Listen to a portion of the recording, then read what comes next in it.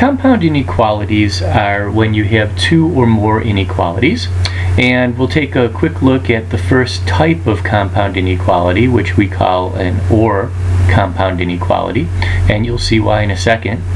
So we might have something like, well, what if we had 3x plus 2 is less than 7, or 3x plus 2 is greater than or equal to 13.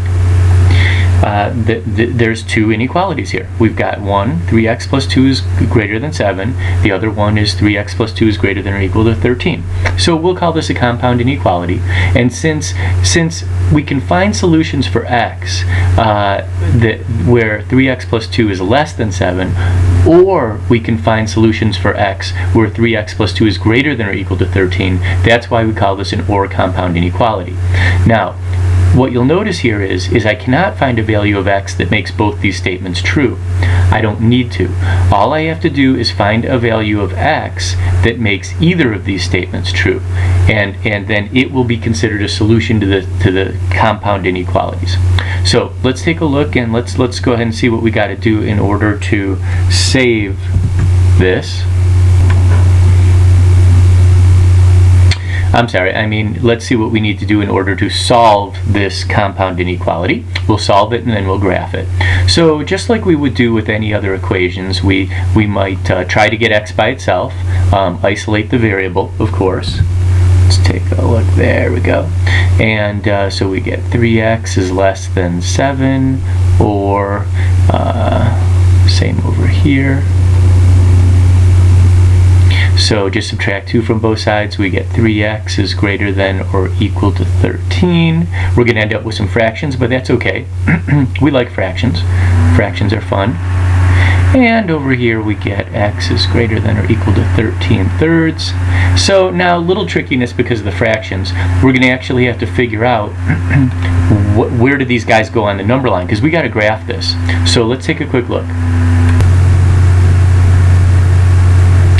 So now let's go ahead and put these two guys on a number line, and I usually like to start off with the idea of putting down where 0 is. In this case, both of these guys are positive, so 0 is going to be somewhere over here on the left, and then 7/3 is smaller than 13/3, but I kind of want to have a sense of where these lie with regard to the integers that we know. Integers are numbers like 0, 1, 2, 3, and 4. So in this case, this is a little greater than 2, this guy's a little greater than 4, so I could probably just go like 1, 2, 3, 4, 5, and if I do that, then I'll get a fairly accurate idea of where these guys should go on the number line. 7/3 is a little bit bigger than 2, so I'm going to go ahead and put the 7/3 here, and I'm going to go ahead and put that as an open dot because there is no crayon here, and then this guy is going to be a closed dot at 13/3, which is a little greater than 4, so we're going to go ahead and put that as a closed dot like such.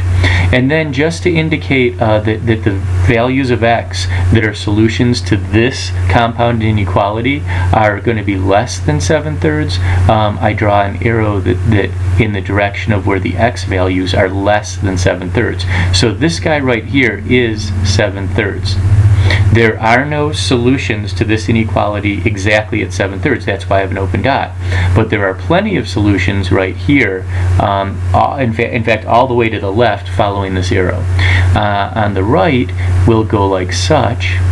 We will draw the arrow in the direction where x is greater than or equal to 13/3. And again, this dot represents 13/3. And the arrow tells us that all the dots that are on this line, including in the direction of the arrow, will be solutions to this compound inequality. Now again, in this particular case,